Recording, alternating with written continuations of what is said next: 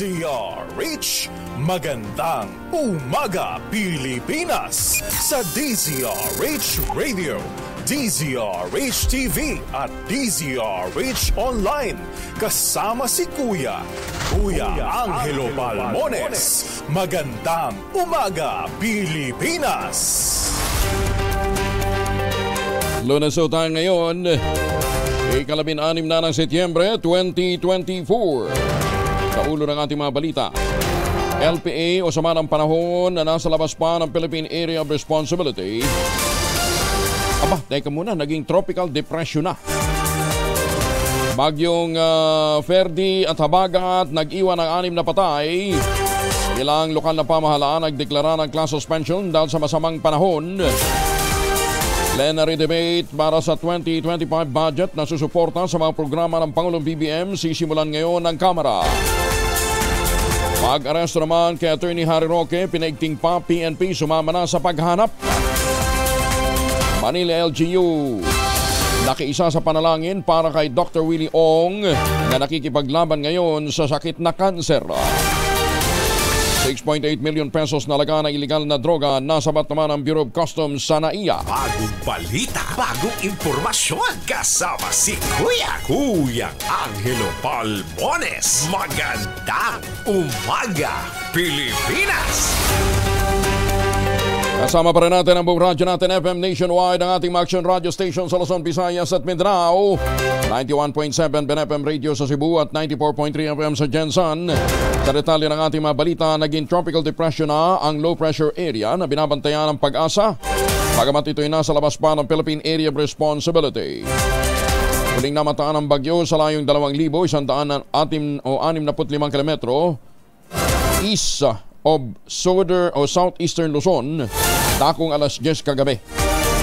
Papalapit na po ito ng Philippine Area of Responsibility. Tagline nito, ang lakas na hangin umaabot ng 45 km bawat oras, malapit sa gitna ng pagbugso, 55 km per hour.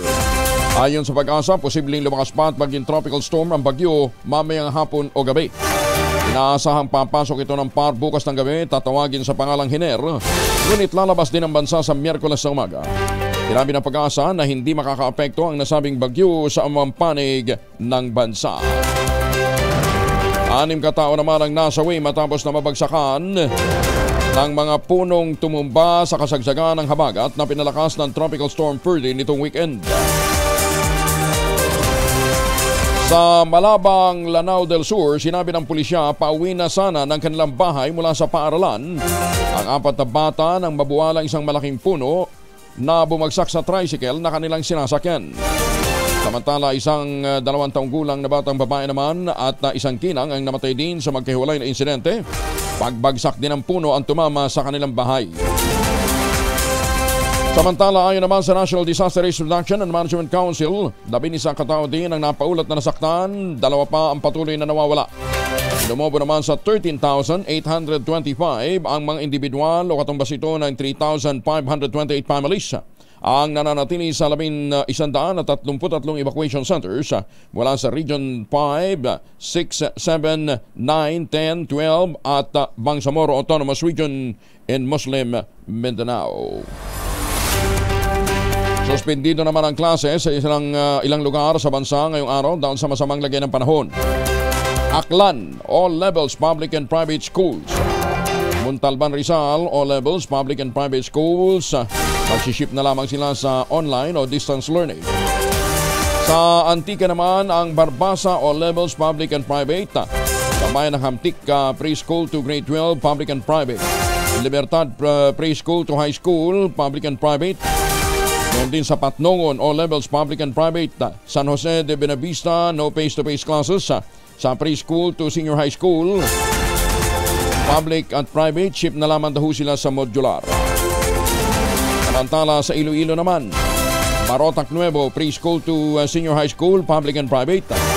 Dumangas, all levels, public and private. Iloilo City, no face-to-face classes to sa preschool hanggang senior high school, public and private, kaya ship sila sa modular. Maasin, all levels, public and private. At Meg-Aw, all levels public and private. Sa Negros Occidental naman, Bacolod City, preschool to senior high school, public and private. At sa Bago O-Levels, public and private.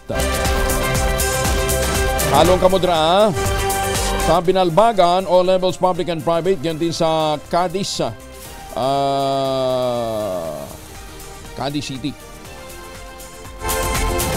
Preschool naman hanggang senior high school, public and private. Sa Magalona, all levels public and private. Himamaylan, all levels private. Pero pati ang mapasok sa gobyerno, wala rin po. Diyan po sa bayan ng Himamaylan. Sa Hinobaan, gayon din po sa Isabela, Cabancalan, La Carlota, Moises Padilla. Hanggang La Carlota, all levels public and private. Sa Moises Padilla, kinder to tertiary, public and private. Sa Murcia naman, all levels public and private. Sagay Preschool to College, public and private. Sa Silay City, all levels public and private. Si Palay, all levels public and private. Negros Oriental, all levels public and private. Gayon din sa Siquijor. Sa Central Visayas, sa Cebu City, face-to-face classes. Suspendido rin. Elementary hanggang secondary. Lapu-Lapu City, gayon din sa Mandawi City, face-to-face classes ang suspended. Occidental Mindoro, Magsaysay, Mamburao, Rizal, yan din sa San Jose, walang pasok, all levels private, public and private. Sa Palawan, Busuanga at Coron, public and private, all levels. Ang Coron hanggang bukas, wala pang pasok. Samantala, suspendido rin ang klase sa General Vicente Lim. Iba naman ito. Yung dito ho naman sa General Vicente Lim, suspendido ang face-to-face at online classes. General Vicente Lim Elementary School ngayong Lunes, September 16, dahil naman sa malawakang sunog na nangyari sa Road 10 sa Tondo, Maynila. Ito yung kasalukuyang ginagamit bilang evacuation site ng mga pamilyang naapektuhan ng nasabing sunog. Magkakaroon naman ng make-up classes ang mga mag-aaral ng General Vicente Lim Elementary School bilang kabalit ng araw na suspendido ang klase. Yan po ay alinsunod sa naging kautusan naman ni Mayor Hani Lacuna. Bagong balita, bagong impormasyon, kasama si Kuyang Angelo Palmones. Magandang umaga, Pilipinas! Patay ang isang 2 taong gulang na batang babae matapos gumuho ang kanilang bahay sa tindi na lakas ng hangin sa barangay Taloksangay. Ito po sa Zamboanga City. Sa ulat ng lokal na pamahalaan, nabagsakan ang mga debris ang bata dahil sa pagkolaps ng kanilang bahay na gawa lamang sa magagang materyales. Naisugod pa sana ang paslit sa ospital pero hindi na ito umabot ang buhay. Sa huling ulat nitong weekend, mahigit sa 1,000 pamilya inilikas mula sa barangay dahil sa sama ng panahon. Tabing dagat po kasi ito. Kabilang sa mga barangay na apektado rin ang Tumaga, ang Giwan, Pasunanca, Putik, gayon din ang San Jose, Guso, ang Tubungan, Taloksangay nga, ang Santa Maria at Tetuan. Ayon sa pag-asa, ang naturang masamang lagyan ng panahon ay naranasan sa lalawigan at posibleng sanhi din po ito ng paglakas ng habagat. Ito naman sa 2,000 at 100 pamilya na apektuhan ng matinding pagulan na dala ng habagat sa Negros Occidental. Ayon sa Provincial Disaster Risk Reduction and Management Office, katumbas ito ng 7,182 individuals mula sa 76 na barangay na naapektuhan ng masama ng panahon. Bunsod nito, 9 na lugar din sa lalawigan na nagsuspende ng pasok ngayong Lunes. Samantala, bukod sa habagat, nagbabanta rin ang pagsabog naman ng Bulkang Kanlaon. Naku, kumpleto, pakyaw ha. May Bulkang Kanlaon na, meron pang bagyo. Bunsod nito, nagpatupad na ng preemptive evacuation si Mayor Jose Chubasco Cardenas sa may 212 pamilya na nakatira sa loob ng 4-kilometer radius danger zone sa may bahagi ng Canlaon City. Ingat po tayo ha. Malu, nakastambay ba si Obet Pedrina? Hindi pa? Sige mamaya. Halos 2,000 bagong state-of-the-art na slots machines naman ang hinatid ng PAGCOR sa mga Casino Filipino Gaming Venue. Ito po ay nagsisimula na ngayong kalagitnaan ng buwan bilang bahagi ng modernization program ng ahensya. Sa pagbubukas ng AIG Academy Summit sa Maynila, sinabi ni PAGCOR Chair at CEO Altenco na ang paghatid ng mga bagong slot machine ay naglalayong i-level up ang handog na laro ng sangay ng mga Casino Filipino sa buong bansa. Nangangarin ay mapataas ang foot traffic at palakasin ang kabuang kita ng PAGCOR. Sa kanyang talumpati, sinabi ni Tenco na habang naghahanda sila para sa planong pagsasipribado ng PAGCOR Casino, nais naman nilang patasin din ang kanilang value sa pamamagitan ng pag-modernize sa kanilang mga pasilidad at equipment sa paglalaro upang mas gawing attractive ito sa mga potential investor. Ayon kay Tenco, umorder na ang PAGCOR ng kabuang 3,341 ng mga bagong slot machines na katulad na ginagamit ng mga nangungunang integrated resort casino sa bansa. Magandang umaga, Pilipinas!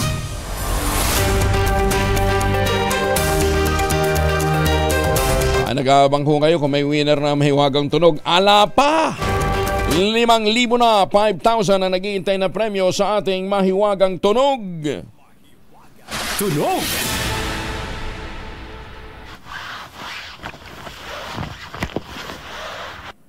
Ayan. Ano ang ating mahiwagang tunog? Ang isang ginamit dyan ay high-end na upuan. Di ba? Kung wala kayong high-end na upuan, basta high-end na upuan. Ibig sabihin, high-end na upuan, hindi siya plastic. Di ba? Basta high-end na upuan, ang ginamit po sa ating mahiwagang tunog. Anong ginawa dyan? At ano yung ginamit para sa isa pang ginamit sa pagpoproduce ng mahiwagang tunog? Yan po inyong huhulaan. Ang inyong pong masagot, ipapadala po ninyo sa 0919-282-6485. Sundin ang tamang format po ng pagtetext, ha? Empty, space, name slash, address slash, contact number slash, at ang inyong sagot. Isang beses lamang po maaaring mag-text sa ating text line gamit ang inyong mobile number. Sa mga sasali online, po pwede pa rin ho kayo basta't meron ho kayong sharer badge. 5,000 ang nag-iintay na premyo. At pagkatapos ho ninyong alamin kung ano yung posible nating mahiwagang tunog, mag-shower po kayo gamit ang Shield Bath Soap. Ayan, ha? Malay ho ninyo, Shield Bath Soap pala yung muntik na! Magandang umaga, Pilipinas! Sinisimulan na ang talakay ngayon sa plenaryo ng Kamara de Representantes ang panukalang 6.35 trillion pesos na budget para naman sa 2025. Ayon kay House Speaker Ferdinand Martin Romualdez, ang pondong ito ay susuporta sa Agenda for Prosperity at Bagong Pilipinas program ng Pangulong Bongbong Marcos Jr. Sa pamamagitan ng budget, sinabi ng Speaker na inaasahan na matutulungan ang mga magsasaka at mga mangingisda upang dumami ang kanilang produksyon at lumaki ang kanilang kita na magpaparami sa supply ng pagkain sa Pilipinas. Magpapababa sa presyo na pakikinabangan din ng lahat ng Pilipino. Ayon sa leader ng Kamara, ang panukalang budget ay magsisilbing roadmap sa pagpapalawig ng mga infrastruktura at suporta sa edukasyon sa pamamagitan ng pagpatayo ng mga kalsada at silid-aralan lalo na sa mga komunidad na lubhang nangangailangan ito. Pinasalamatan naman ni Speaker Romualdez si House Committee on Appropriations Chair at ang Bicol Party List Representative Saldi Co. At ang Senior Vice Chairperson na si Marikina Representative Stella Kimbo sa pagtatapos ng panukalang budget sa oras. Patay sa schedule ng deliberasyon, 8 araw ang inilaan para sa debate sa plenaryo. Magsisimula alas 10 ngayong umaga at matatapos bago naman ang adjournment ng sesyon sa September 25. Inalalahanan naman ng dalawang kongresista si Senator Joel Villanueva. Igalang ang interparliamentary boundaries lalo na sa usapin na hindi pa saklaw ng Senado tulad ng ginagawang pagtapyas ng Kamara de Representantes sa 1.3 billion para sa panukalang budget ng Office of the Vice President. Kapwa pinunan ni Deputy Majority Leader Judas Iudre at Assistant Majority Leader Jill Bungalon ang pag-atake ni Senator Joel Villanueva sa naging desisyon ng House Committee on Appropriations na ibaba sa 733 million pesos ang hinihinging 2.037 billion budget ng tanggapan ng Vice Presidente na tumangging bigyang rason ang hinihinging pondo para naman sa 2025. Hinimok ni Isidre si Villanueva, tumutok na lamang sa kanyang tungkulin at gawain ng Senado Senado sa halip na makialam pa sa isyu na saklaw pa lamang ng Kamara at ireserba ang kanyang pagpuna at mga argumento kapag ang usapin ay inikek na sa Senado. Iginit niya Sidre ang pagtalakay sa budget ay isa sa mga paunahing tungkulin ng kaparehong kapulungan ng Kongreso, ang Senado at ng Kamara, kung saan nagsasagawa ng maingat at detalyadong pagsusuri sa bawat bahagi ng budget upang matiyak ang tama na paglalaan sa ating limitadong pondo. Sumali na ang Philippine National Police sa paghahanap kay dating Presidential Spokesperson Harry Roque ay pinapaaresto naman matapos na ma-cite in contempt ng Quad Committee ng Kamara de Representantes dahil sa ito'y nabigong magsumite ng mga dokumento kaugnay ng kanyang yaman na iniuugnay sa operasyon ng iligal na pogo. Hindi tinupad ni Roque ang pangako nito na isusumite ang mga dokumento at hindi rin dumalo sa pagdinig ng Quad Committee. Noong Biyernes ay pinuntahan ng otoridad ang law firm ni Roque sa Antel Corporation Center sa Makati City upang isilbi ang arrest warrant, sumalit hindi ito tinanggap ng kanyang staff. Hindi rin nakita sa lugar si Roque. Iginit naman ni Laguna Representative Don Fernandez, ang co-chair ng Quad Committee, no one is above the law at hindi ito tolerate ang sino mang hindi kumikilala sa mga otoridad, lalong-lalo na sa mga kapangyarihan ng Kamara at umiiwas sa kanilang accountability. Na-cite in contempt si Roque matapos na hindi nga magsumite ng kopya ng kanyang State of Assets, Liabilities and Net Worth record ng Biancham Holdings, kapag-aari ng kanyang pamilya at ang patunay na bentahan ng ari-arian sa Parañaque City na kanyang sinabi na pinanggalingan ng biglaang paglobo ng kanyang yaman. Matapos ma-cite in contempt, naglabas na ng arrest order ang komite laban naman kay Roque. 19 na minuto na makalipas ang alas 4 ng umaga. Nakaisa si Mayor Hanny Lacuna, Vice Mayor Yul Serbo, Konseho ng Lungsod ng Maynila at mga empleyado ng syudad sa mga nananalangin para sa pagaling ni Dr. Willie Ong na ngayon ay nakikipaglaban sa kanser. Sa kanyang FB post, sinabi ni Mayor Lacuna na nakikiisa siya sa pagdarasal kay Doc Willie sa pagharap nito sa pinakamahirap na laban sa kanyang buhay. Sinabi pa ng alkalde na sila sa buong Maynila ay nagsasama-sama upang ipaalam kay Dr. Willie Ong at sa kanyang pamilya ang lubos na pagmamahal at paghanga sa kanyang karunungan at dedikasyon sa serbisyo publiko, gayon din ang advokasya nito para sa kalusugan. Tinukoy din ni Mayor Hanny ang misis ni Dr. Willie Ong na si Lisa Ong na kasama nito na nagbibigay ng mga tip at mga impormasyon sa kalusugan sa pamamagitan ng kanilang sikat na blog batay sa siyentipikong pananaliksik at praktikal na mga payo. Stress sa mga basher ang pinaghihinala ang dahilan ni Dr. Willie Ong kung bakit siya nagkaroon ng sarcoma cancer, isang uri ng cancer na kulang sa research at gamot. Sa pinakabagong plant ni Doc Willie, dito niya ikinuwento ang kanyang mga pinagdaan ng sakit na sa tingin niya dulot ng kababasa niya ng mga komento sa kanyang mga bashers. Huwag mo kasi basahin yung mga basher, hayaan niyo sila. Ayon kay Doc Willie, na-stress siya dahil hindi naman tunay ang lahat ng sinasabi tungkol sa kanya dahil sobrang pagmamahal niya sa taong bayan. Kung nito, nagpayo si Doc Willie sa publiko na huwag magbabasa ng mga negatibong komento sa Facebook. Saan ko nakuha to? Think stress. Kaya kayo, huwag kayong magbabasa ng comments sa Facebook. Na-stress ako sa mga comments. Na-stress ako sa mga bashers. Kahit konti lang na-stress ako. Na-stress ako kasi hindi tunay lahat ng sinasabi. Dahil sobrang akong kayong mahal. Sobrang mahal kong Pilipino. Sobrang mahal kong mapamahirap. Tapos, sasabihan nila na hindi ako ginagamit ko lang, loko ko. Anyway, wala naman ako. I'm out already at natin. And, nukot ako. Una, pero hindi. Kasi ako na. May purpose pa ang Diyos. Matatandaan tumakbo siya bilang Vice Presidente noong 2022 elections sa ilalim ng ticket ni dating Manila Mayor Isko Moreno, ngunit hindi siya nanalo. Ay nako, kaya dapat talaga labanan natin ang stress, puyat at pagod. Pinakamainam mag-ultrabayo kayo naman. Alam niyo na solusyon dyan. Ay mga mamis, po pwede ho tayo mag-laundry day today. Kunot no ka ba kapag makapit, madikit at malupit ang bansya, all you need is pride. Ba't mapahirapan ang self-con sa pride? Easy at worry-free naman ang laundry. Sa Triple Stay formula, tanggalan matitindi mancha based on test at chocolate, mud and sebum on cotton. Gawa po ito ng ACS. Maganda umaga, Pilipinas! Higit sa 3.8 million pesos na laga ng marijuana winasak ng mga otoridad sa lalawigan ng Benguet. Detalye na balita mula kay Romy Gonzalez, Irish 41. Na imbag na migat, Romy. Kinumpiska ng mga operatiba ng Cordillera PNP ang higit 3.8 milyong pisong halaga ng marijuana sa magkaiwalay na anti-drug operations sa lalawigan ng Benguet at Baguio City. Sa Benguet naglunsad ang anti-drug operation.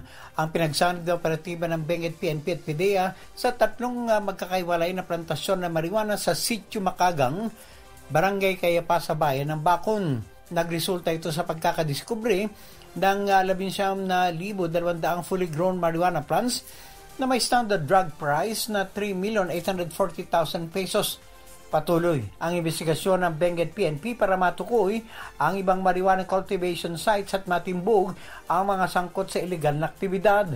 Samantala, inaresto naman ang mga personnel ng Station 2 ng Baguio City Police Office ang isang 26 anyos na street-level individual drug personality at nakumpiskaan ng 7.6 na gramo ng daon na marijuana nagkakalaga ng 912 pesos sa isang bar sa Magsaysay Road, Baguio City. Ito si RH41 Romy Gonzalez para sa DZRH. Una sa Pilipinas, una sa Pilipino. Maraming salamat, Romy. Josegina, 2 taong gulang na batang babae naman na ihuhulog sa tulay ng kanyang sariling ina. Lupit naman ito. Ihuhulog ng kanyang sariling ina dahil high sa illegal drugs na iligtas naman sa Bataan. Detalye na balita mula kay Danny Kumilang, RH37. Danny, good morning. Sa mabilis na pagsaklolo ng mga nagmamalasakit na kapitbahay, mga barangay opisyal sa lugar at marsyal ay swerteng na iligtas ang buhay ng 2 taong gulang na batang babae na takang ihulog sana ito ng kanya sariling ina sa tulay na sabog umano ito sa ipinagbabawal na droga sa Barangay Camacho, lungsod ng Balanga kahapon. Ayon sa mga residente sa lugar, isinagawa umano ng ina ng bata na ihulog ang kanyang mismong sariling anak sa tulay na wala ang asawa nito sa kanilang bahay at nasa trabaho. Sinabi din ng mga kapitbahay nito, kamakalawa pa daw nakagamit ng droga ang ina ng bata. Kaya sa matinding tama ng droga nito kahapon, nagawa nitong ina na pagtangkaang ihulog sa tulay ang kanyang sariling anak na 2 taon. Dumaan umano ang ina ng bata sa bintana ng kanilang bahay at nagpunta sa ibabaw ng tulay at doon sana ito ihuhulog ang bata. Nakita agad ito ng mga kapitbahay dahil alam nila na sabog ang ina sa droga, nagawa nilang pigilan at sa tulong na rin ng mga responding tanod at marsyal. Sinabi ng kapitana ng barangay na ipaparehab daw itong ina ng bata ng asawa nito at hindi na pwedeng ipahawak pa sa mismong ina ng bata dahil lubanang napakadelikado para sa buhay ng bata. Danny Kumilang, RH37, DZRH, una sa Pilipinas, una sa Pilipino. Nako, kaya talaga kinakailangan gawin nating dibdiban yung kampanya laban po sa illegal drugs. Naharang naman ang Customs o Bureau of Customs Ninoy Aquino International Airport ang tinatayang 6.8 million pesos na laga ng illegal drugs na tinangkang ipuslit sa bansa. Ang parcel ay tinangkang ipasok sa Pilipinas sa pamamagitan ng Central Mail Exchange Center sa Pasay City noong September 12 ng taong kasalukuyan. Sa isinagawang physical examination, nakuha ang kabuang 4,877 grams ng kush o high-grade marijuana at 7 cartridge ng vape na naglalaman ng cannabis oil mula sa 4 na parcel. Ang mga nakumpiskang illegal drugs ay ibinigay ng Bureau of Customs sa pangangalaga ng Philippine Drug Enforcement Agency o PDEA at iniimbestigahan ang consignee nito na maaaring maharap sa kasong paglabag sa Republic Act 9165 o Comprehensive Dangerous Drugs Act of 2002 at Republic Act 10863 o Customs Modernization and Tariff Act. Muling iginiit ni Customs Commissioner Benvenido Rubio ang dedikasyon ng kanyang ahensya na maprotektahan ang bansa laban sa mga ipinupuslit na illegal drugs. Nangako din ang BOC NAIA na nasa ilalim ng pamamahala ni District Collector Attorney Yasmin Mapa at tuwang si Dr. Yeye Manawis na magpapatuloy ang masusing pagbabantay ng ahensya sa border ng bansa upang maharang ang mga ipinupuslit na illegal drugs. Aba, ang congressman na aktor na si Arjo Atayde tuloy daw po sa karera nito sa politika. Detalye na balita mula kay Gorgie Rula. Gorgie, good morning! Pinabulaanan ni Congressman Arjo Atayde ang kumalat na chismis na hindi na raw siya tatakbo sa darating na midterm election sa 2025. Ayon sa mga kwentong kumalat, ay papalitan daw muna si Congressman Arjo ng kanyang ina na si Sylvia Sanchez. Mag-focus daw kasi ito sa pagiging aktor dahil marami pa siyang naka-line up na film projects. Tumatanggi pa nga muna siya ngayon sa teleserye dahil hindi pa kakayanin sa kanyang schedule bilang congressman ng 1st District ng Quezon City. Ayon pa kay Congressman Arjo, hindi raw totoong ang ina niya ang tatakbo. Tuloy pa rin daw siya dahil marami pa raw siyang projects sa Quezon City na gusto niyang matapos. Heto ang bahagi ng pahayag ni Arjo Atayde. We have been working very hard in the district, no? And as a promise to my responsibility, to my commitment to the people, for the next, from this month actually, from last month pa, matapos ko na yung mga again, my commitments, I was able to keep myself free until after elections as well, so that I could focus, of course, in the district. So tuloy-tuloy ka? Opo, tuloy po. Hindi po si Mami ako po. Yan ang pahayag ni Congressman Arjo Atayde. Masaya ang actor-politician dahil sa pagkapanalo niya bilang Best Male Lead in a TV program or series sa nakaraang Content Asia Awards sa Taipei. Napanalunan niya ito sa kanyang seryeng Katleya Killer. Gorgie Rula po nag-uulat sa showbiz ng DZRH, una sa Pilipinas, una sa Pilipinas. Maganda umaga, Pilipinas! Maraming salamat, Gorgie. Teka nga pala ha, eto ho naman yung localized suspension ng mga klase dito po sa Quezon City. Ngayong araw ito, Kisses, ano? Today, okay. Balingasa, Damar, Damayan, ang Del Monte, Lourdes, Maharlika, Manresa, Mariblo, Masambong, at saka yung NS Amoranto. Yung pong Gintong Silahis. Paang Bundok, Pag-ibig, Sanayon, Salvacion, San Isidro, Labrador, San Jose, Siena, St. Peter, Santa Teresita, Santo Domingo, Talayan, Paraiso. Wala din pong pasok yan. Damayang Lagi, Don Manuel, Doña Aurora, Doña Imelda, Doña Josepa, Kalusugan, Rojas, San Isidro, Santol, Santo Niño at Tatalon. Ito daw po ay dahil sa baha at patuloy na pag-ulan, kaya't nagdeklara na ang city government ng Lungsod Quezon ng suspension sa mga naturang barangay. Base ito sa DepEd Order No. 37, 0/2002 o 2022. Ganyan din sa Local Government Memorandum Circular 10-A. Kaugnay po ng suspension ng mga klase. Pero yung mga private school, nasa pagpapasya daw po yan ng lokal na ng mga administrador, pamunuan ng eskwelahan. Wala din pampasok sa Barangay Toro, Katipunan, San Antonio, Santo Cristo, Alicia, Ramon Magsaysay, Baisa, Sangandaan, Balong Bato, Unang Sigaw at Apolonio Samson. Maganda umaga, Pilipinas! Nako mga misis, amoy araw ba si mister kapag umuwi galing ng trabaho? Abay dahil yan sa germs sa katawan nila para labanan ang amoy araw at amoy pawis, gumamit ng Shield Bath Soap regularly. Unbeatable ang Shield sa paglaban sa germs versus another brand by Shea Butter. Pampalambot ang kuti sa presyong abot kaya $12.50 SRP. Kaya naman recommended ito ng Philippine Nurses Association. Kaya mga misis ay challenge you. Subukan ng Shield Bath Soap. Galit sa sakit may malasakit. Sulit na sulit. Magandang umaga kay Dr. Kim Tan. Diyan po sa Lucena City. Doc Kim, iniintay na ang iyong deklarasyon ng mga taga Lucena. Maganda umaga, Pilipinas! 13.6 million pesos na laga ng shabu na kumpiska sa hulo. 4 na drug suspect naman ang arestado. Detalye ng balita mula kay Jun Di Makutak, Aris 19. Assalamualaikum, Jun. Alaikum assalam, Kuyang Angel. Nakumpiska ng joint operatives ang 2 kilo ng shabu na may market value na 13.6 million pesos sa barangay San Raimundo, Holosulu. Sa pamamagitan ng matagumpay na drug bypass operation, na-aresto rin ang 4 na drug suspect na kinilala lamang sa kanilang mga aliases na Dan, na siyang primary target, Army, Ashi at isang Sarge. Ang nakumpiskang shabu ay nakasilid sa 2 malalaking heat-sealed plastic sachets at kasamang nabawi ang ginamit na bypass money. Ang nakuhang drug drug evidence ay nasa pag-iingat ngayon ng PDEA Sulu Provincial Office. Ganun din ang nasakoteng 4 ay nasa custodial facility ng nasabing ahensya. Ayon sa Probar Information Office, ang nasabing operation ay dumaan umano sa mahaba-habang intelligence report, katuwang ang iba't ibang police units ng BARM at ng Region 9. Pinapurihan ni Probar Regional Director Police Brigadier General Tangawon ang lahat ng units involved na siyang nagpapatunay umano ng commitment ng pamahalaan na patuloy na lumalaban upang sawatain ang illegal drugs network sa probinsya ng Sulu. Mula sa Mindanao, RH19, June Di Makutak, DZRH, una sa Pilipinas, una sa Pilipino.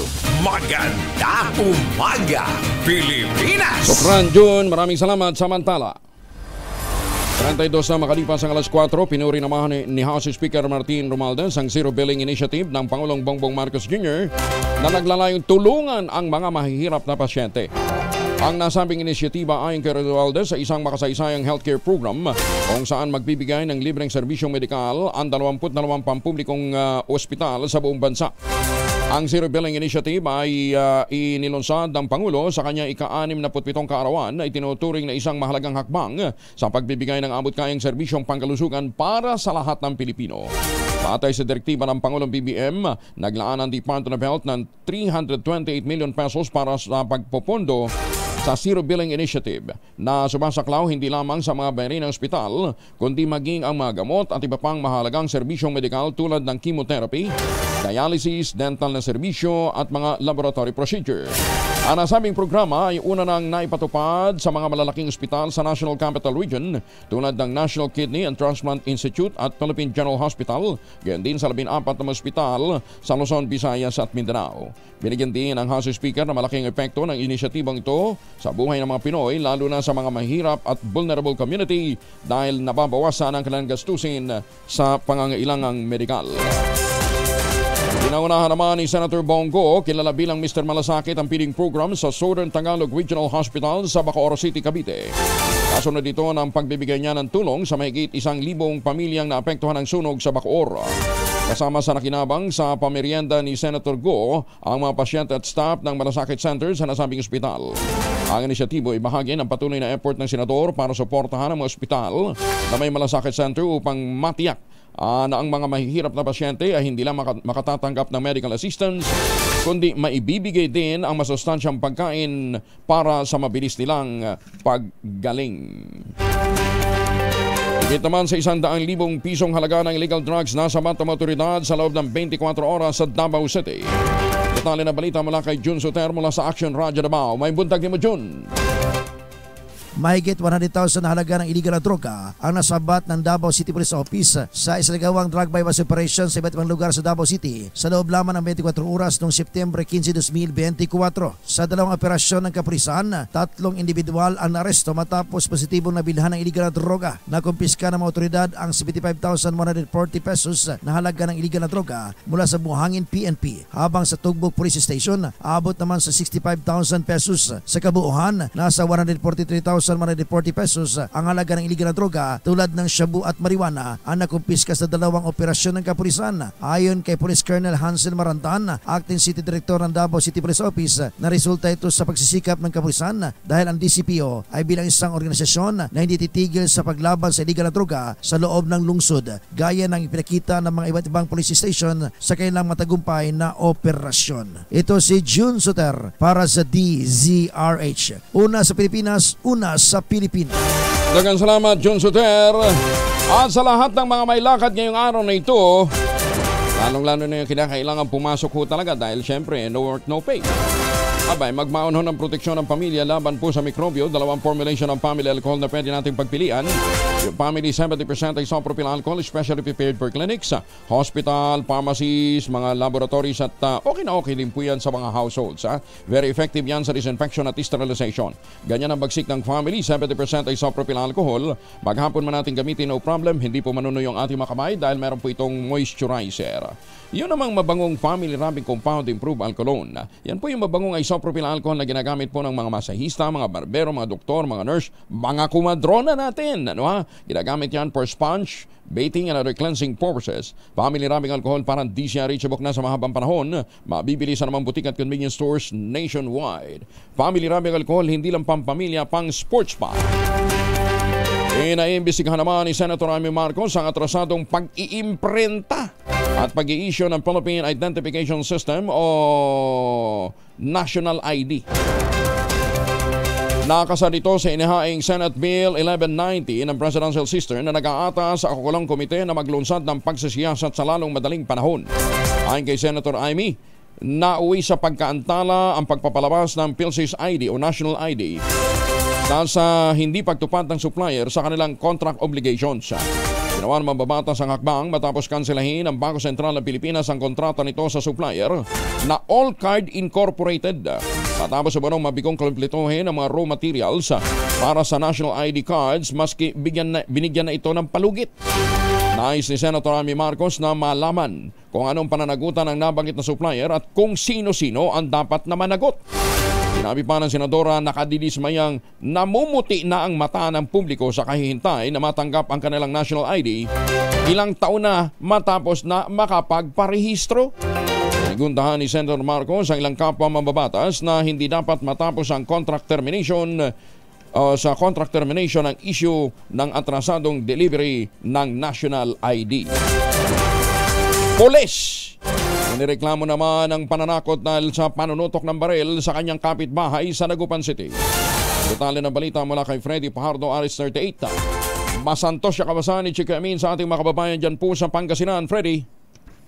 Masantos siya kabosan Idji kayo Amin. Naharap ngayon sa reklamong grave threat si Police Executive Master Sergeant Alfonso Villamil III, miyembro ng Kalasyaw PNP at residente ng Barangay Tapuac, Dagupan City. Sa report ng Chief of Police Lieutenant Colonel Brindon Palisok, dumulog sa kanilang himpilan si Mrs. Diane Maganja, 51 anyos, kapitbahay ng suspect na pulis, at inireklamo nito nakamakalwa pasado alas 9:20 ng gabi umano ay nagiinuman sila Villamil at mga kaibigan nito sa kanilang teres kung saan ay malakas ang kantahan at dahil sa may mga anak na minor de edad si Maganja na nabubulahaw ang kanilang pagtulog, pinakiusapan niya si Villamil na kung pwede pahinain lamang ang kanilang sounds. Subalit kinagalit umano ito ng pulis at pinagmumura ang ginang sa katinutukan ng baril at sinabi pa umano na kung gusto nyo magpatayan tayo rito, magbarilan tayo, ang yayabang nyo. Sa takot ng biktima ay nagkulong na lang kanilang tahanan at alas 11 na ng gabi nung tumahimik na ang mga Villamil ay nagtungo sila sa barangay hall para magpablatter at kahapon lamang nakapunta sa police station. Ito si Freddy Pajardo, Aris 38, nag-uulat para sa DCRH, una sa Pilipinas, una sa Pilipinas. Maganda umaga, Pilipinas! Tapang ni Sir, mamaya yan, iyak-iyak na naman yan. Hihingi ng tawag. Pasensya na po kayo, lasing lang ho kami. O gag. Pinagpapaliwanag ng Philippine Coast Guard kung bakit kinakailangang lisanin ng BRP Teresa Magbanua ang Esconda Shoal. Ayon kay Philippine Coast Guard spokesperson for West Philippine Sea, Commodore J. Tariela, dahil ito sa masamang panahon, pagkaubos ng supply at pangangailangan para sa medical evacuation ng ilang tripulante. Nagpahirap din na niya sa kakayahan ng barko na manatili sa lugar ang pinsalang natamo nito ng banggain ng China Coast Guard noong August 31. Yan man, pagtitiyak ni Tariela, kanilang paninindigan ang pagtatanggol sa karapatan ng bansa sa West Philippine Sea kasama ang Escoda Shoal. Kinilala naman ni National Maritime Council Chair, Executive Secretary Lucas Bersamin, ang determinasyon at dedikasyon ng mga tauhan ng Philippine Coast Guard na hindi tumalikod sa sinumpaan nilang tungkulin sa kabila ng mabibigat na hamon. Hindi naman pipilitin ng House Squad Committee na dumalo sa pagdinig. Hindi din papatawan ng contempt ng komite si nating Pangulong Rodrigo Duterte kaugnay ng investigasyon ukol naman sa war on drugs. Ayon kay House Committee on Dangerous Drugs Chair, Congressman Robert H. Barbers, igagalang ng komite kung ayaw humarap ng dating Pangulo pero kung dadalo ito, mas mainam. Paliwanag ni Barbers, bilang dating Pangulo, karapatan ito kung hindi siya dadalo at re-respetohin naman ito ng Kamara. Yan man paglilino ni Barbers, tanging ang dating Pangulo lamang ang papayagan ng komite na hindi na dumalo. At may karampatang penalty ang iba pang opisyal na gobyerno na tatangging humarap sa pagdinig ng mababang kapulungan. Bago ganitang pinadalhan ng imbitasyon ng Quad Committee ang dating Pangulo matapos siyang idawit sa pagpatay sa 3 Chinese drug lord na nakulong sa Davao Prisons and Penal Farm sa Davao del Norte noong 2016. Wala pang tugon si Mayor Digong ukol dito. Congressman Judas Isidre ng Tingog Party List nagpahayag naman na mas marami ang mga matutulungan na mahihirap sa pondong kinalta sa budget ng Office of the Vice President. Detalye ng balita mula kay Jimmy Angay-Angay, RH32. Jimmy, may upay ngaga. Sa DOH at DSWD mapupuntang mababawas na pondo ng Office of Vice President para maraming mga mahirap pang matulungan. Ito ang sinabi ni Tingog Party List Congressman Jude Isidre sa isang press conference na sinagawa sa lungsod ng Tacloban. Ayon kay Isidre sa DOH para sa pondo sa kalusugan, sa DSWD naman ang financial assistance na kakailangan ng mga pasyente at iba pang mga individual. Hindi naman kontra ang Kongreso na tumulong ang Vice President Sara pero kailangan malaman kung saan napupunta ang mga ito na hindi parang pitikas lang ang paggasto. Samantala sa AKA program naman, pinayuhan ni Congressman Isidre ang mga barangay official na hindi mamulitikas paglista ng AKAP ng DSWD na dapat lahat ng mga qualified beneficiaries ay mabibigyan. Mula dito sa DYV Lacson Radyo Tacloban, ito si RH32 Jimmy Angay-Angay para sa DZRH, una sa Pilipinas, una sa Pilipino. Daghang salamat, Jimmy. Maituturing na criminal negligence ang pagkabigo ng Department of Education sa ilalim ng pamumuno ni Vice President Sara Duterte na gamitin ang 2.08 billion pesos sa pondo sa ilalim ng 2023 Disaster Risk Reduction and Management Program. Dahil naglapit ito sa kapahamakan sa mga mag-aaral, ayon naman ito kina House Majority Leader Paulo Ortega at J. Kong Hun. Sa panahon ng pamumuno ni VP Inday sa DepEd noong nakarang taon, naglaan ang Kongreso ng 2.14 billion pesos para sa Disaster Preparedness and Response Program. 2 billion naman para sa Quick Response Fund o kabuuang 4.14 billion. Ang naturang halaga ay bukod pa sa 2.24 billion pesos na DRRM funds na hindi rin nagamit noong nakarang taon. Sinabi ni Ortega at Kong Hun na nabigo ang DepEd na gamitin ang pondo para tiyakin na mayroong sapat na pasilidad ang mga pampublikong paaralan para malimitahan ang epekto ng kalamidad at bantayan sa kalusugan ng estudyante, mga guro at mga school support staff. Accomplishment naman ng Senado, ipinagmalaki ni Senate President Jesus Escudero sa ilang buwan pa lamang nitong panunungkulan. Detalye na balita mula kay Raymond Adpa sa RH28. Raymond, good morning. Hindi apektado ang performance ng Senado kahit pakaliwat kanan ang kanilang ginagawang investigasyon. Ito ang deklarasyon ni Senate President Francis Jesus Escudero kasabay ng report na sa ilang buwan pa lamang nitong panunungkulan bilang Senate President ay 12 mga priority bills ng kanilang naaprubahan kahit na may mga naranasang tigil trabaho dahil sa bagyo at mga holiday. 9 sa 12 panukalang batas ang naghihintay ng lagdaan ni Pangulong Bongbong Marcos, 3 ay naghihintay na aksyonan ng Bicameral Conference Committee at 1 ang naghihintay naman na aprubahan ng Kamara de Representantes. Ang mga priority bills na naghihintay lagdaan ng Pangulo ay ang Senate Bill No. 1604 o ang Academic Recovery and Accessible Learning Program o ARAL Act para magkaroon ng tutor ang mga mainang estudyante. Senate Bill No. 2221 o ang Magna Carta o Filipino Seafarers, Senate Bill No. 2432 o ang Anti-Agricultural Smuggling Economic Sabotage Act, Senate Bill No. 2455 o the Self-Reliant Defense Posture Revitalization Act, Senate Bill No. 2492 o the Philippine Maritime Zones Act, Senate Bill No. 2528 o ang VAT on Digital Transactions, Senate Bill No. 2762 o the Corporate Recovery and Tax Incentives for Enterprises to Maximize Opportunities o Create More, Senate Bill No. 2779 o ang Amendments to the Rice Tarification Law at Senate Bill No. 2587 o the Enterprise-Based Education and Training Framework Act. Ang mga ito ay nakatugon sa panuntunan ni Senate President Escudero na dapat ay prioridad ang mga panukalang batas na may direktang epekto sa buhay ng ating mga kababayan. Ito si RH28 Raymond Advaz para sa DZRH, una sa Pilipinas, una sa Pilipino. Maraming salamat, Raymond. Samantala, para ho sa mga Pilipinong nagbabalak ho bumalik ng Pilipinas, huwag na ho kayong magbaon ho na magpasalubong na imported na tsokolate. Tangerine chocolate available po dito sa Pilipinas. Yan po'y gawang lokal but taste and looks global. Ang Tangerine Chocolate po ay produkto ng mga magnaniyog dyan po sa lalawigan ng Quezon. Sa tulong po ni Dr. Helen Tan, yung mga planting material ng kakao galing Davao, hinakot para maitanim po sa ilalim po ng mga nyugan. Kaya ngayon, nagpo-produce na ho sila ng dekadilad na cacao beans para may process para maging Tangerine Chocolate. Kaya meron na ho silang dagdag na pinagkakakitaan. Dati, umaasa lamang sa kopra. Ipinagmamalaki din ni Dr. Helen Tan na mahigit 10 variants ang available sa Tangerine Chocolate. I-check po ninyo sa tangerinechocolate.ph at ang mga raw material niyan ay galing din po sa ani ng mga magsasaka. Kaya po ay 100% gawang lokal. Pero dahil sa tulong po ng DUST at ng Department of Trade and Industry, pang world class ho ang dating. Hindi lang ho sa packaging, kundi pati sa lasa. Kaya sabi nga po ni Dr. Helen Tan, sino bang magmamalasakit sa Pilipino kundi kapwa Pilipino? Kaya sa bawat pagtangkilik po natin sa Tangerine Chocolate, pinalalakas natin ang loob ng ating mga magsasaka. Inanunsyo po ng LRTA na maantala ang pagbubukas ng LRT Line 2 ngayong araw dahil sa ginagawang pagsasaayos ng catenary wire.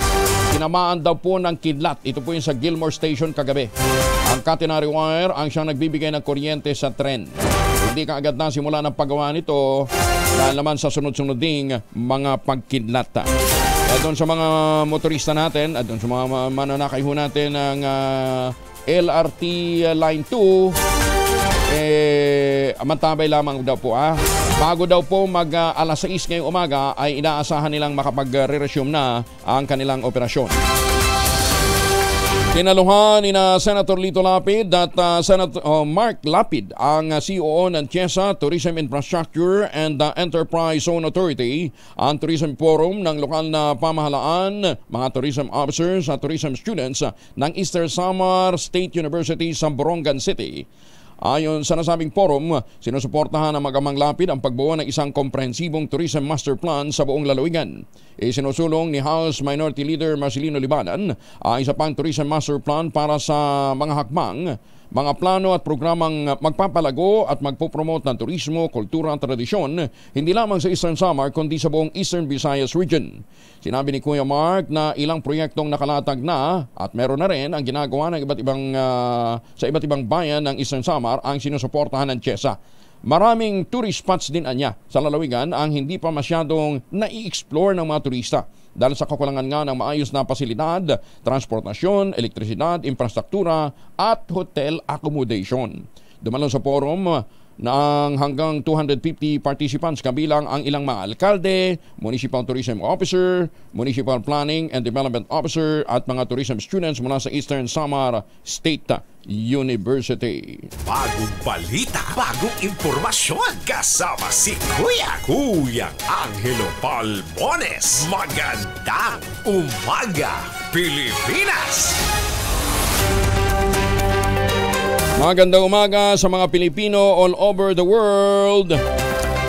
Kumusta na po kayo Lalong-lalo na yung mga suki natin dyan po sa Estados Unidos Sa mga taga San Diego, California, yung ating Midnight Singers na ibayo pa rin ho ang paghahanda para po sa kanilang nalalapit na concert sa Pilipinas. Hindi pa available ang venue, wala pang petsa, sold out ng ticket. Malupit. Magandang umaga. Sir Manny, kumusta na ho kayo Ingat po kayo. At saka kay Ma'am Cora, Sir Art, Ma'am Linda, Ma'am Loida, at saka si Sir June. Ingat po kayo. Teka muna, si Dan Villamil mula sa Pag-asa dahil marami itong tinututukan nating sama ng panahon ngayon. Dan, good morning. Kumusta tayo ngayon? Good morning po sa Angel at sa ating mga tagapakinig dito sa DZRH. So dalawang weather systems or weather disturbances ang ating minomonitor sa loob at labas ng ating PAR ngayong umaga. Una, itong low pressure area sa loob ng ating PAR. Kanina alas 3 ng madaling araw, huli itong namataan sa layong 400 kilometers silangan ng Tuguegarao City sa Cagayan. Nananatiling mataas yung tsansa na nasabing low pressure area na magiging isang ganap na bagyo within the next 24 hours. At inasahan natin na ngayong araw magdudulot ito ng mga kaulapan at malalakas na pag-ulan sa malaking bahagi ng northern at itong lalawigan ng Aurora. Samantala, southwest monsoon o yung habagat ang umiiral sa nalalabing bahagi ng ating bansa. Kaya itong areas ng Mimaropa, Western Visayas, Negros Island Region, patuloy pa tayong makaranas dyan ng mataas na tsansa ng mga tuloy-tuloy at malalakas na pag-ulan na dala ng habagat. Sa Metro Manila at sa malaking bahagi pa ng ating bansa, asahan rin natin ang makulimlim na panahon. Dala rin ito ng habagat, so sasamahan yan ng mga kalat-kalat na pag-ulan na may pagkulog at pagkidlat. At ito na mga bagyo sa labas ng ating PAR, kaninang alas 3 ng umaga, huli itong namataan sa layong 2,205 kilometers silangan ng southeastern Luzon. Isa itong tropical storm na may international name na Pulasan. May taglay na lakas ng hangin na malapit sa gitna na umaabot sa 65 km per hour, pagbugso na umaabot sa 80 km per hour. Kasalukuyan itong gumagalaw pa north-northeastward sa bilis sa 20 km per hour. Sa ngayon malayo ito sa ating bansa at wala tayong inaasahang direktang epekto, pero sa mga susunod na araw posible itong pumasok ng ating PAR at posible rin magkaroon ng epekto sa pag-iral ng ating habagat. Kaya at least for the remainder of the week, Sir Angel, malaking bahagi ng Luzon at Visayas makakaranas ng mga pag-ulan na dala ng habagat. At sa kalagayan naman ng ating karagatan, may gale warning pa rin tayo nakataas sa mga seaboards ng Southern Luzon, Visayas at itong Northern Seaboard ng Mindanao. Kaya sa ating mga kababayang mangingisda at may mga maliliit na sasakyang pandagat sa mga areas na ito, kung maaari ay huwag po muna tayong pamalaot dahil patuloy tayong makaranas ng maalon hanggang sa napakaalong karagatan. Sir Angel? Ayan. Pulasan, Pulasan ang kanya international. Parang Pilipino rin, ha? Opo. Pulasan po yung international name po nito. Pero pagpasok ni Pulasan, magiging hiner siya? Well, magdedepende po, sir, kung sino yung mauunang papasok. Kasi po may low pressure area po tayo minomonitor. Pero yung dalawa pong pangalan ng bagyo na kumbaga sa listahan po natin, yung dalawang bang susunod ay Hener at Helen po, Sir Angel. Hener at saka Helen. Yes po. So either si Pulasan o yung isa ang magiging Hener tapos yung isa magiging Helen. Opo, pero base po sa ating analysis, kung maging bagyo ba itong maunang maging bagyo itong low pressure area, siya po yung bibigyan natin ng local name na Hener po, Sir Angel. Okay. Pero si Yagi, ang lupit, ha? Matapos palubugin ang malaking bahagi ng Vietnam, tumuloy ng Laos, Thailand at Myanmar. Pinalubog din pala yung mga sakahan doon.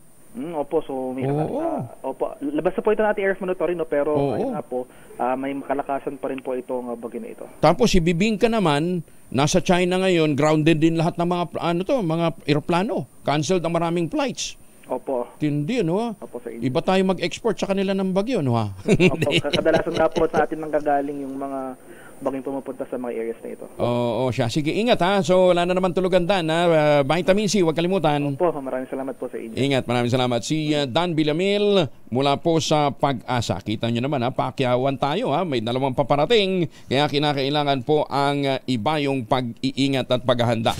Maganda umaga, Pilipinas! Pero may good news naman tayo sa mga motorista. May panibagong rollback sa mga produktong petrolyo. Aasahan yan bukas sa bagtayan ng Department of Energy Oil Industry Management Bureau.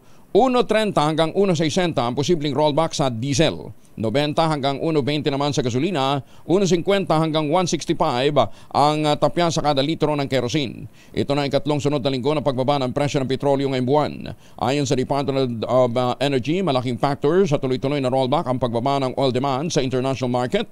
At naitala kasi sa pinakabagal na paggalaw ang oil demand sa unang 6 na buwan ng 2024, resulta din ng bagal na paglago ng ekonomiya ng China. Tuwing Lunes, inaanunsyo ng mga oil company ang price adjustment na ipinatutupad naman tuwing Martes. Maganda umaga, Pilipinas! Ay, nako, labanan ho natin ang stress, puyat at pagod, ha? At yan ho makakatulong ho sa atin ang Ultabayo. Ang kauna-unahang postbiotic food supplement na rekomendado ng mga doktor, rehistrado sa Food and Drug Administration, halal certified. Ano po ang Ultabayo? Ang Ultabayo po ay postbiotic with Lactococcus lactis strain plasma na matagal pong pinag-aralan through clinical trial sa Japan.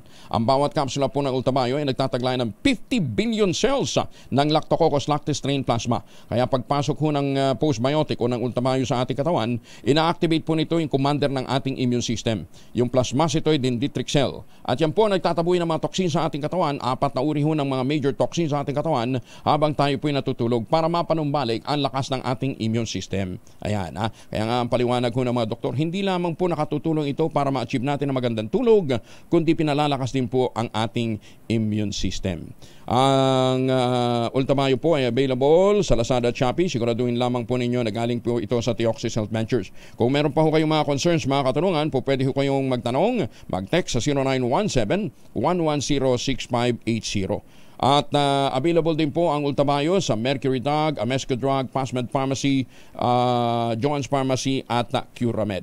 Ang ating mahalagang paalala ha, ang Ultamayo po ay hindi gamot at hindi dapat gamiting panggamot sa anumang uri ng sakit. Ang Ultamayo ay rehistrado sa Food and Drug Administration, halal certified. Maganda umaga, Pilipinas! Kaya na binabanggit ko sa inyo kanina ha, parang midnight singers ha, wala pang venue, wala pang petsa pero sold out na ho ang mga ticket. Ganon daw po yung pelikulang Hello Love Again. Aba, binibenta kahit November pang showing. Detalye ng balita mula kay Morley Alino. Morley, good morning. Gising ng showbiz, rampa na Pilipinas. Good morning, Kuya Angel. Nakakaloka naman, Kuya Angel. November 13 pa ang showing ng Hello Love Goodbye. Pero ang SM, nagbebenta na ng ticket. At mabili ang ticket ha. Naku, kaya tiyak, bago dumating ang November 13, sold out na ang pelikulang Hello Love Again ni Catherine Bernardo at Alden Richards. Hay nako, malampasan kaya nila yung una nilang pelikulang Hello Love Goodbye? Iyan ang ating aabangan. Siyempre pa, ako po si Morley Alino. Una sa Pilipinas, una sa Pilipino. Babu! Maganda umaga, Pilipinas! Inikaya naman ni Senator Lauren Legarda ang mga Pilipino na gunitain ang pagbubukas ng Malolos Congress at ang pagiging daan nito tungo sa pagsusulong ng kalayaan sa Pilipinas. Ito ang panawagan ng senador sa pagdiriwang ng ika-126 na anibersaryo ng Malolos Congress. Ayon kay Legarda, utang na loob ng mga Pilipino ang kalayaang tinatamasa natin ngayon sa ating mga ninuno na matapang na ipinaglaban ang kalayaan ng bansa mula sa mga dayuhan. Sinabi pa ng mababatas na paalala ang Malolos Congress sa public servants na itaguyod ang batas para sa interes ng taong bayan. Masaya ang Pangulong Bongbong Marcos Jr. sa resulta ng latest survey ng Social Weather Station o SWS na nagpapakita na tumaas ng 11 point ang net satisfaction rating ng kanyang administrasyon. Itinuturing ng Pangulo ang positive ratings na isang hamon at motivation para lalong sipagan ang pagtatrabaho. Batay sa SW survey na isinagawa mula June 23 hanggang July 1, 62% ng mga Pinoy ang sagsasabing nasisihan sila sa trabaho ng Administrasyong Marcos. 22% ang di nasisihan habang 15 lamang ang undecided. Ayon sa Pangulong BBM, ang resulta ng survey ay patunay na ginagampanan ng maayos ng gobyerno ang matungkulin ito at mas lalo pang sisipagan upang matugunan ang mga hamon ng pagsasilbi sa taong bayan, partikular na sa mga mahihirap. Kinumpirma ng Palasyo ng Malacanang na nag-perform sa birthday party ng Pangulong Bongbong Marcos noong nakalipas na linggo ang 80s pop band na Duran Duran.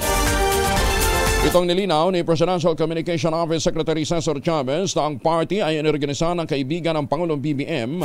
Walang inilabas na pera ang gobyerno kahit pa ang performance ng naturang boy band.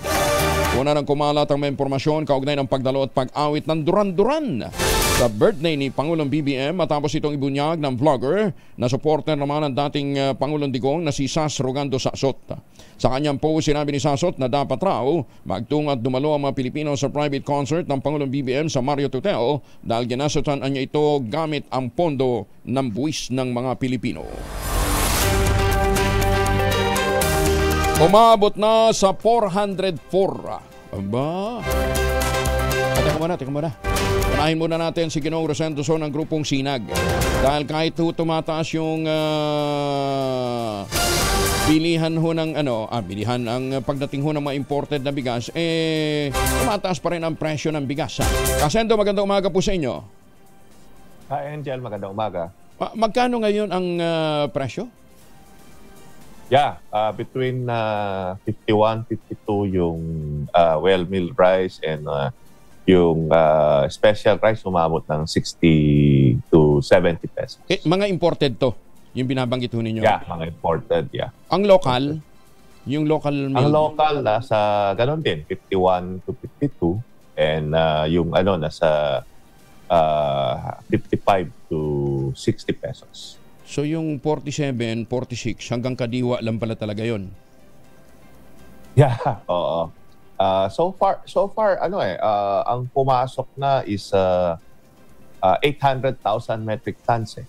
So kung makita natin, in spite of yung tariff na binanggit for the last 2 months, bababa yung presyo ng 7 pesos, hindi nangyari, no? Kaya sinasabi natin, sayang yung tariff na almost, sa ngayon pa lang, yung 800,000 metric tons, around 5.2 billion ang nawala para sa atin magsasaka doon sa rice tariffication, no? Mukhang magtatagal yan 5 years yata yan yeah, kaya itong taon ang in-estimate natin is 11.5 to 15 billion ang mawawala, no? Depende doon sa import na darating, pero yun ang minimum, nasa 11.5 billion ang mawawala. Kasi nga, hindi naman bababa talaga ang presyo dahil mahal din yung bili natin. Gaya halimbawa nito, sinira ni Yagi yung mga taniman ng palay sa Vietnam. Ganon din sa Laos, ganon din sa Thailand, ganon din sa Myanmar. Ito yung mga pinanggagalingan ng ilan sa pinanggagalingan natin ng imported na bigas eh. So tataas din yes, pa. Oo. Saka yung Vietnam ang pinakamalaking inaangkat natin, no? Kung makita natin nung binaba yung taripa, inakyat yun ni Vietnam yung price niya, no? So, sinasabi nga natin doon sa NEDA dati na walang assurance na ibababa yung taripa, bababa yung presyo ng bigas, no? Yung asahan na lang natin kung bababa yan, yung ani natin ng third week of October, no? Pero yung asahin natin yung mga import na bababa, wala talagang inaasahan na bababa yung presyo. Pero sabi naman ni Secretary Laurel, di ba, magkakaroon din sila ng review kasi sabi niya nga, hindi dapat tumagal yan ng 5 taon. Dapat na end of the year. Pero nag-recommend na ba kayo kay Secretary Laurel na i-review nga yung bawas taripa? I think sabi nila 4 months eh. Baka dapat yung hindi sila basta-basta pwede mag-review kung nandyan yung Kongreso, di ba? Kasi ang tariff kailangan function ng Congress. Dumaan ng Congress. Except kung nasa recess ulit, no? Yung time na yon na pwede silang mag-review. 25, wala nang sesyon ng Congress. Yes, doon siguro pwede sila mag-review up to mag-on session na naman ang Congress. Pero right now walang move sa Congress despite this development na merong pagtaas ng ng presyo ng imported na bigas sa Vietnam. Kaya hindi rin bumababa ang domestic price. Nagtataka ka tayo yung feedback nila kay Speaker Romualdez, iba, no? Na may bumaba na presyo. Para malaman ng ating speaker na hindi totoo yun, no? And yung presyo pa rin lalo ngang tumaas kasi wala na yung regular meal eh. Yung regular meal na nakikita natin dati na 45 pesos inikot namin yung mga palengke nawala yung regular meal, no? Yung majority is well meal price and special rice ang nasa merkado. Coco Pandan daw at 60 pesos pa rin naman kasi. Teka muna, anihan kasi ngayon eh. So walang impact so far to? Wala walang impact dun sa retail eh. Yun ang nabanggit din natin before yung pagbaba ng taripa mukhang hindi ganun ang impact dun sa retail, no? Ngayon lumalabas sa ka-Angel, totoo, no? Na hindi bumaba yung presyo at nawala pa yung regular meal. So, tumaas pa yung average price ng bigas. And at the same time, nawalan tayo ng mahigit 5 billion nakita sana mula sa taripa ng imported bigas. Yes, so 5.2 billion sana na collection ng taripa na wala. Sige. Maraming salamat sa update, Kasendo, ha? Thank you. Magandang umaga. Teka muna. Thank you. Yung presyo na binabanggit nyo, Metro Manila yan. What about outside of Metro Manila? Visayas, Mindanao? Mas mataas? Ganun din eh. Ganon din, no? Maski yung survey ng PSA lumalabas, mataas pa rin yung presyo. Kami rin, inikot natin, ganun pa rin ang tataas yung presyo dun sa mga other cities and province. Okay. Kasendo, thank you ha. Maraming salamat po. Magandang umaga. Si Ginoong Rosendo So ng grupong Sinag, palakasin ang lokal na produksyon. Iyan ho ang objective naman ng Agri-Puhunan Pantawid Program ng DA-accredited cooperatives para humatulungan. Mamaya makakausap natin ang isang po sa mga board of director ng DBP, si Director Robert Ram Antonio. Ayan, sandali lamang po, Director, magpapakilala lang tayo ng himpilan. Maganda umaga, Pilipinas! Pero ito, hindi ho nag-i-increase. 20% pa rin ho ang all-in down payment ng mga proyekto po ng Westchester Realty dyan po sa Central Luzon. Pinakamura na po ito na ready for occupancy unit ngayon sa buong housing industry. With easy term, 5% lamang po ang down payment, pwede pang gives. Ito pa rin ang pangarap na magkaroon ng sariling bahay sa presyong abot kaya. Ang tinutukoy po natin mga proyekto ng Westchester Realty dyan po sa Central Luzon, yung si Vera Bacolor, si Vera Mabalacat, si Samira at saka si Vera Prestige.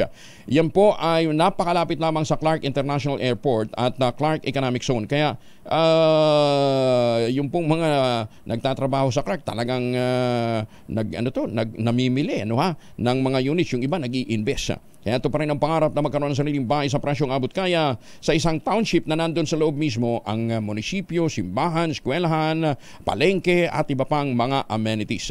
Makipag-ugnayan sa 0996-501-5555 o dili kaya sa 0947-434-5555. Ito pa rin ang pangarap magkaroon ng sariling bahay sa presyong abot kaya. Kung ngayon kayo bibili, pagkasinwerte ho kayo, mananalo pa kayo ng brand new car sa parapol hanggang sa Disyembre. Bago ng bahay mo, bago pang kotse mo. Maganda umaga, Pilipinas! 5:08 na umaga.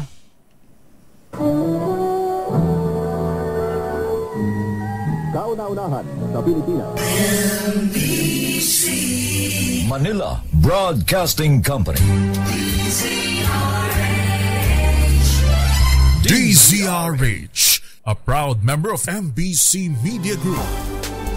Maganda umaga, Pilipinas! Si Director Ram Antonio ng DBP o Development Bank of the Philippines, pag-usapan ho natin ito pong Agri-Puhunan Pantawid Program. Sir Ram, magandang umaga po sa inyo, Director.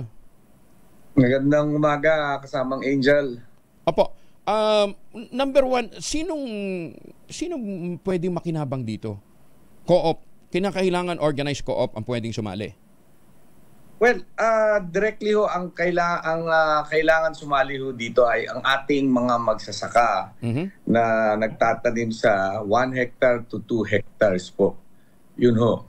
Kasi itong Agri-Puhunan ho ito yung sagot tugon dun sa panawagan nating mahal na Pangulo dun sa food security at sustainability.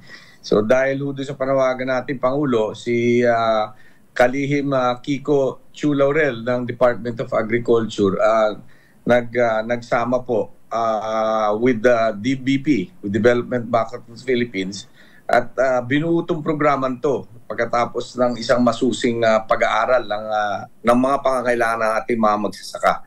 Kaya puro magsasaka po talaga ang habol natin. Not necessarily nagtatanim ng palay. Pwede nagtatanim ng mais, ay value crops, basta 1 to 2 hectares. Sa una, dito po sa programang ito, nagsimula tayo sa palay lang muna. Palay lang muna ho.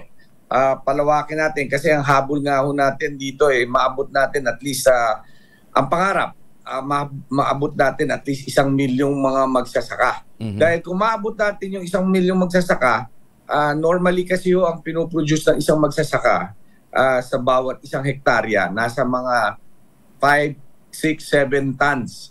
Pag nakabuo tayo ng 1 milyon at nakapag-tanim at nakapag-ani ng mga 5 tonelada bawat hektarya, 5 milyon hong toneladang palay. So, narinig ko nga yung pinag-uusapan nyo ni Kuya Sendong kanina, malamang baka, hopefully ito na yung sagot do sa mga problema natin dyan sa bigas. Bibigay sa kanila pera, hindi po inputs? Hindi, inputs po. Inputs. Pagkakaiba ho nito, itong programa nito, gagamit po tayo ng tinatawag na IMC card, Intervention Monitoring Card. Parang binigyan po natin ang ating magsasaka ng credit card. Kasi po, sa pagsusuri namin, ang pigsasapit ng taniman, yung pagtatanim, ang unang ginagawa ng ating mga magsasaka, pumupunta sa mga tindahan, kumukuha ng binhi, kumukuha ng abono, kumukuha ho ng pesticide. Wala naman ho silang pantustus kagad. So, inuutang nila yun. Siyempre, pag utang ho yan, negosyo yan, meron ho kasamang interest kagad yan. So, hindi pa nagsisimula, may pinapasan-pasan na ho silang interest. So, ang bigat. Tapos habang nagtatanim sila, siyempre, medyo nakakaramdam ng gutom. Sila at sa pamilya nila, uutang na naman po ng pera para pagtustos sa pang-araw-araw. So, itong utang na to, meron kabahagi na 15 to 20% interest to buwan-buwan. So, ang laki ho ng inuutang nila, ang laki na ibinabayad sa interest. So, nung nakita natin, ito ho yung pinakamalaking pahirap sa ating mga magsasaka. So, sa pamamagitan ni Kalim Kiko Chulaurel at ng DBP, nagsama ho. Ngayon, ang ginawa natin, hindi na sila pwedeng mangutang. Bibigyan natin sila ng credit card. So wala na ho silang utang, gagamitin nila yung credit card, kukuha ho sila ng mga inputs na tinatawag natin. At maliban doon, sa loob ng 4 na buwan ng pagtatanim, bawat buwan, sa unang linggo ng bawat buwan, bibigyan natin ho sila ng 8,000 pesos. So, para ho pantustos sa pang-araw-araw nila. So, bale, babayaran lang ho to, yung credit card na tinatawag, magbabayad lang sila pagdating ng pag-ani, pagbenta nila nitong inani nila sa NFA. Walang sa National Food Authority. Walang interest? Walang interest yung Meron ho. Well, meron ho interest kasi ayaw natin lumabas na parang subsidiya. Hindi ako naniniwala sa subsidiya. Subsidiya kasi hindi ho sustainable.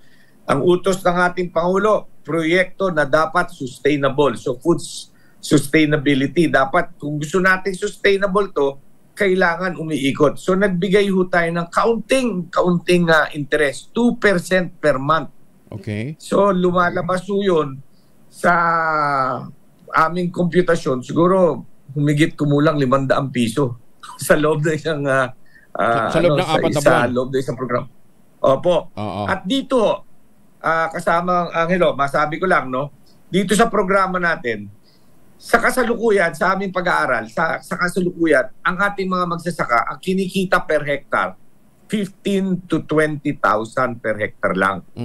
Dito sa programa ho natin, dito sa bagong programang inilunsad ng ating mahal na Pangulo, dahil talagang mahal na alam naman nyo, napakalapit sa puso nating Pangulo ang ating mga magsasaka.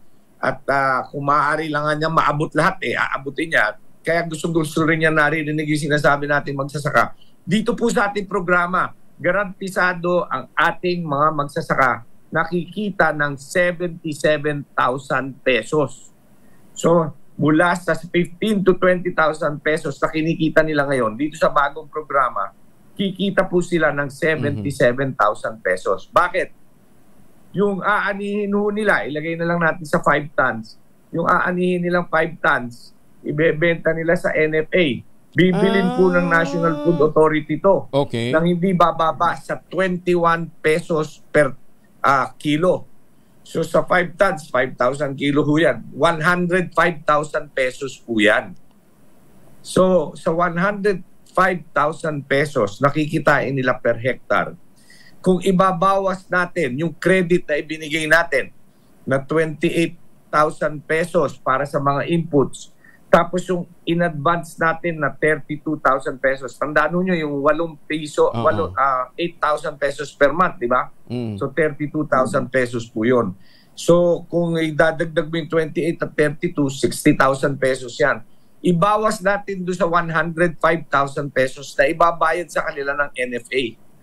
That is 45,000 pesos kagad. Okay. Maliban doon sa 45,000 pesos, so 45,000 na po, 105 minus 60, 45,000 pesos na ang kikitain nila. binigyan na ho natin sila ng advance na 32,000 pesos. So 45,000 pesos plus 32,000 pesos, 77,000 pesos po minimum ang kikitain ng bawat magsasaka sa per hektar na kanilang tataniman at aanihin. Sir Ram, required talaga silang magbenta sa NFA. Paano kung mas mataas ang bili sa kanila, mas mataas ang farm gate price ng ibang buyer? Will they be allowed? Pwede rin nila ibenta. Okay. Actually kaya lang ho natin nilagay sa 21 ho yun.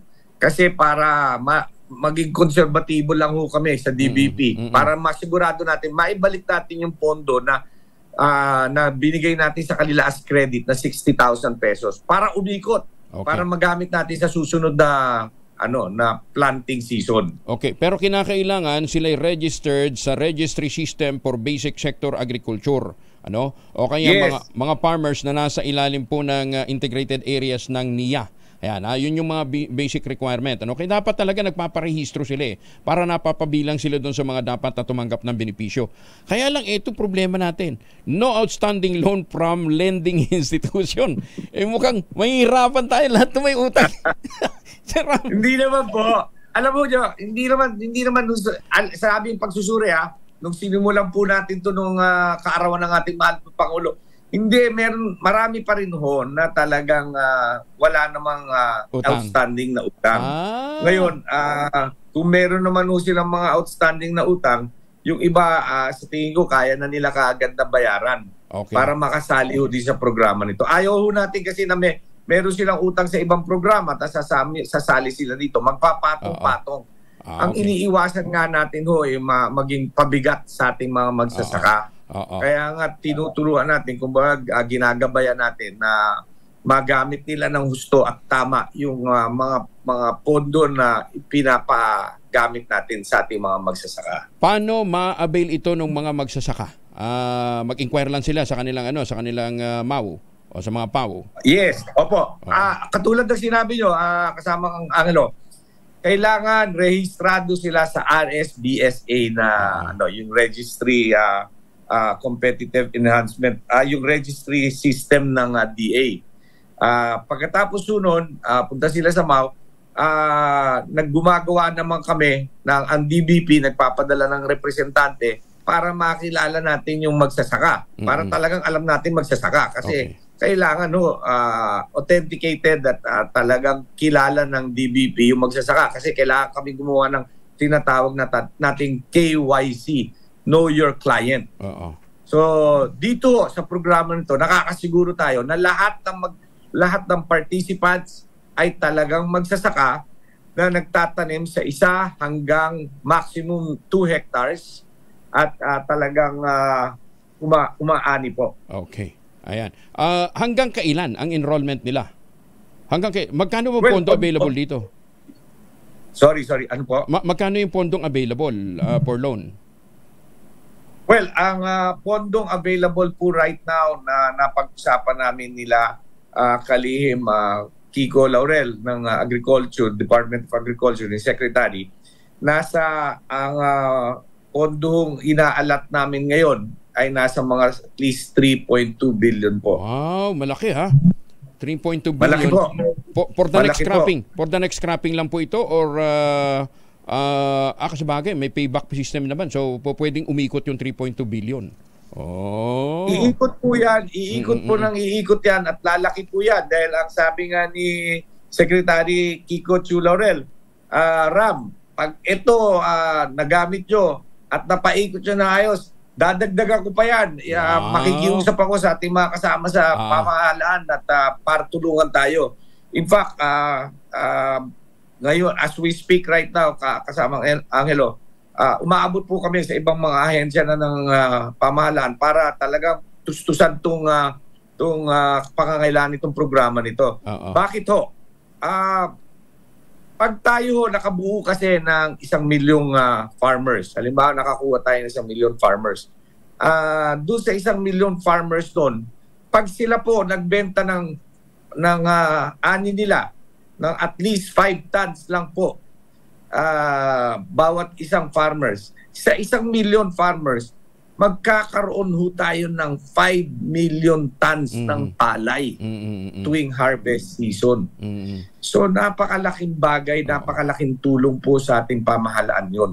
So yung food security na panawagan ng ating Pangulo, at least matutugunan natin kasi yung 5 million tons po ng palay, malaking tulong po yun sa food security, sa buffer na, sa rice buffer na kailangan ng ating bansa. Sir Ram, may problema tayo. Bakit naman rice lang? Kaming mga magmamais, paano naman? Susunod na. Wag ho kayong mainip. Again, hindi naman ho sa pagmamalaki. Napag-usapan din po yan. Yan ho naman ang hinihiling-hiling ng ating secretary ng Department of Agriculture. Ang sabi nga niya, Ram, pag ito naging successful, nagtagumpay tayo dito sa programa nito, natamaan natin yung tinatawag na 5 million na metric tons. Kailangan natin isunod naman yung tinatawag nating mais. Yung mais naman, actually sa mga darating na linggo, pag-uusapan na namin at pag-aaralan naman namin ang pangangailangan ng ating mga magsasaka na nagtatanim naman ng mais. Ay, nako, salamat. So, sunod-sunod natin yan. Kasi ang maganda nga ho dito, inuulit-ulit ko lang kasamang Angelo, hindi to subsidiya. Okay? So, ito ho, pag nasunod lang ho yung mga patakaran, yung guidelines, magtutuloy-tuloy ho to, iikot to. Itong pondo nito, iikot at iikot, lalaki at lalaki. At naniniwala ko, ito na ho yung pinakahihintay nating sagot talaga na pangangailangan natin mga magsasaka at ng ating agrikultura. Salamat po. Sir Ram, teka nga pala, anong ginagawa ni Ma'am Naida Angping doon sa launching?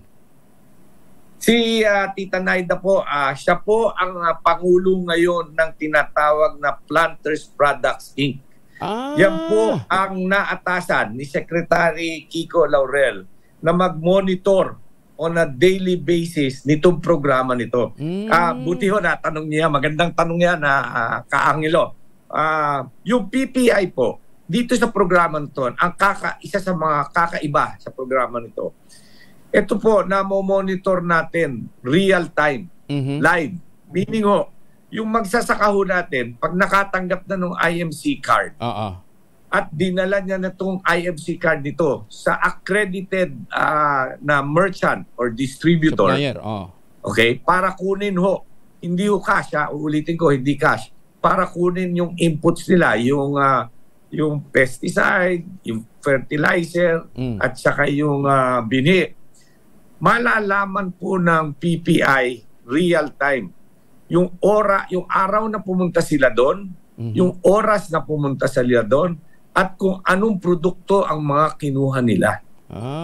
So alam natin. So kaya, Angelo, halimbawa kayo, binigyan ko ng IMC card dahil kayo isang lihiting mong magsasaka.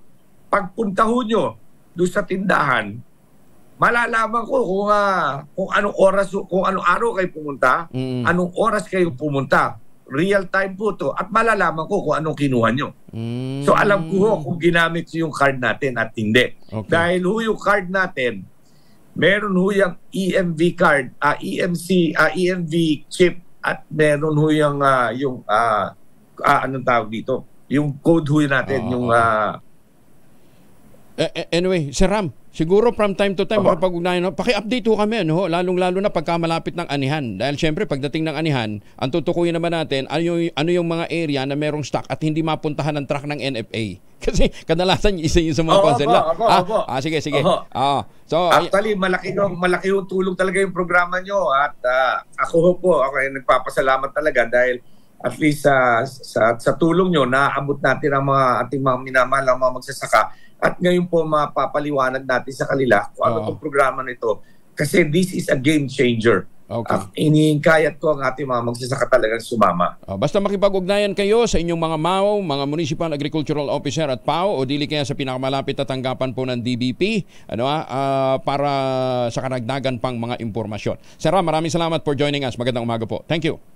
Maraming salamat kasamang Angelo. Direktor po ng DBP, si Director Robert Ram Antonio. Magandang umaga, Pilipinas! At sa ating pong mga magsasaka, hindi lang kahit hindi magsasaka, no? Lahat po ng mga nasa sektor na kinakailangan magtrabaho araw-araw, magbaon din ng proteksyon laban ho sa mikrobyo. Dalawang formulation ng family alcohol na pwede nating pagpilian. Yung family 70% isopropyl alcohol, especially prepared for clinics, hospital, pharmacies, laboratories, pero okay na okay din po yan sa mga households. Very effective sa disinfection at sterilization. Ganyan na bagsik ng family 70% isopropyl alcohol, maghapon man natin gamitin, no problem. Hindi po manunuyo ang ating mga kamay dahil meron po itong moisturizer.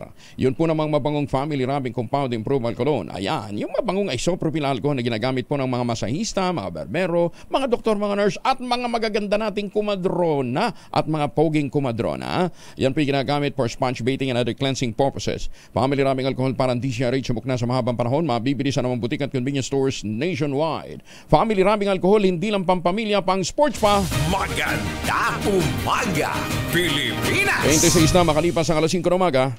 Champion! Magandang umaga, Pilipinas! 31 na makalipas ang alas 5 ng umaga sa mga suki natin all over the world. Babalak ba kayong umuwi ng Pilipinas, ha? Palakasin din ho natin ang loob ng iba pang sektor ng pagsasaka. Hindi lamang ho yung mga nagpapalay, kundi iba pang mga producer ho ng iba pang mga agri-products natin, katulad ho ng mga magniniyog. Katulad ho na ginawa ni Dr. Helen Tan, yung mga planting material ng kakao galing Davao, hinakot po para maitanim sa ilalim ng mga nyugan para magkaroon sila ng intercropping. Kaya ngayon, nagpo-produce na ho sila ng dekalidad na kakao beans. Kaya hindi na lamang sila umaasa sa kopra. Nagpo-produce na sila ng tangerine chocolate. Yan po ay brand ng mga magniniyog ng mga magsasaka sa lalawigan ng Quezon. Katulong nga po ni Dr. Helen Tan, bukod sa pagtatanim, tinuruan din ho sila paano mag-market. At sa pakikipagtulungan naman ng DTI at saka ng DOST, ginawang global ang dating at ang lasa nito pong tangerine chocolate. May mahigit 10 variants po ng tangerine chocolate na ang raw materials galing din po sa ani ng mga magsasaka. I-check po ninyo sa tangerinechocolate.ph. Pwede na ho kayong umorder sa 0919-095-5935. At sabi nga po ni Dr. Helen Tan, sino bang magmamalasakit sa Pilipino kundi ang kapwa Pilipino? Kaya sa bawat pagtangkilik po natin ng tangerine chocolate, pinalalakas natin ang loob ng ating mga magsasaka, pinalalakas natin ang ating lokal na ekonomiya. Bagong balita, bagong impormasyon, kasama si Kuya Angelo Palmones. Magandang umaga, Pilipinas! Umabot ng 404 ang mga Pilipinong tinamaan na naman ng Human Immunodeficiency Virus o HIV dahil sa paid sex o bayad na pakikipagtalik ngayong unang quarter ng taon. Ayon sa Department of Health, 12% ng mga bagong diagnosed na may HIV ay nakuha ang sakit dahil po sa paid sex. Karamihan dito sa mga bagong biktima ay mga lalaki. Wala sa naturang bilang, mas malaking bilang nito ay mga kelots, mga boys. Problema ho dito, mga teenager ho yung karamihan yung mga pumapayag na sa konting load, pang Dota ba? O ML. Di ba? Ay nako. Mataas pa rin ho ang kaso ng MSM, men having sex with men. Matatandaan sa tala ng ahensya noong 2012, 14,219 ang HIV cases dahil sa transactional sex. 7,346 dito ay paid for sex. 4,634 ang tumanggap ng bayad para pakikipagtalik. At 2,239 naman ang parehas na available sa magkaibang uri ng transaksyon. Ay, sus may Ginoo tong mga ang titigas kasi ng ulo, ha? Pagkatapos sasabihin nyo, papabayaan kami ng gobyerno. Bakit po gobyerno ba nagsabi sa inyo na umatol ho kayo sa mga nagbibigay ng panandaliang aliw ng may bayad, lalong-lalo na yung mga MSM? Positibo naman sa bird flu ang 3 probinsya sa Central Luzon. Sa datos ng Department of Agriculture, nagpositibo din ang mga bibe, manok at pabo sa Tarlac City. Positibo rin sa sakit ang mga bibe sa San Luis, Pampanga, Talavera, San Nueva Ecija. Dahil dito apektado ng kabuhayan ng 7 poultry farms. Samantala, 17 probinsya naman at 46 na munisipalidad sa bansa ang nakabango na mula sa virus. Presyo ng itlog nagsimula ng tumaas ngayong bare months. Uy, pati daw yung itlog na pula, nadagdagan din po ng nagmahal din ng 2 pesos per piraso. Report mula kay Giselle Ricaport, RH15. Giselle, good morning. Kuya Angel, good morning. Nagsimula na rin tumaas yung presyo ng itlog ngayong nalalapit na nga yung holiday season. Dito sa Marikina Public Market sa Pasig City, 10 piso na yung iminahal ng kada tray o 50 centavos kada piraso ng itlog. Ayon doon sa mga vendor na ating nagkausap, tumaas sa 135 pesos ang kada tray ng itlog o ng small na itlog ngayon lang Setyembre mula sa 125 pesos noon. Mahal na rin sa 250 pesos ang kada tray ng malalaking itlog mula sa 240 pesos, habang 8 pesos naman yung kada piraso ng small at 9 pesos yung kada jambong itlog. Pati yung itlog na pula, 17 pesos na yung kada piraso mula sa 15 pesos o 450 pesos kada tray mula sa 420 pesos noon. Sabi ng mga nagtitinda rito sa pamilihan, asahan na raw na sisipa pa ang presyo ng itlog sa Kapaskuhan, lalo at karaniwan ng ginagamit sa pagluluto ng mga dessert ang itlog. Ito si Giselle Ricaport para sa DZRH sa Pilipinas, una sa Pilipino. Maraming salamat, Giselle. Binigyan din naman ni Senator Amy Marcos sa malaking papel ng mga kooperatiba sa pagpapalago ng ekonomiya sa bansa. Ayon sa Presidential Sister, pumalo na sa 485.4 billion pesos ang business volume na naiposte ng mga ito. 719.3 billion naman ang kabuang assets at meron po itong net surplus na 23.7 billion pesos. Inilarawan ni Senator Amy ang mga cooperatives bilang tested and proven instrument ng gobyerno para maisulong ang rural development. Binanggit para mababatas ang Presidential Decree 175 ng kanyang ama na sinating Pangulong Ferdinand Marcos Sr. na nag-uutos na palakasin ang co-op movement pang 1973. Kaya naman kilalampag ni Senator Amy ang mga kapwa mababatas paspasan ang pagpapatibay ng Senate Bill 2811 kung saan pahintulutan din ang mga rehistradong foreign cooperatives sa maglagay ng puhunan, maging partner o miyembro ng mga local federations.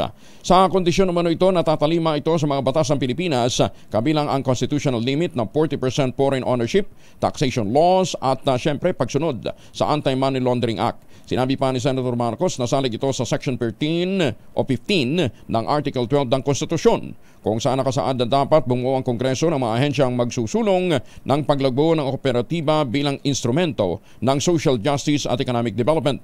Binigyan din pa ng Chairperson ng Senate Committee on Cooperatives na hindi sapat ang lumang batas na tilo mano naglalagay ng piring sa mga kooperatiba at naglalayo sa pag-asa ng mga kanayunan. Bagong balita, bagong impormasyon, kasama si Kuya Angelo Palmones. Magandang umaga, Pilipinas!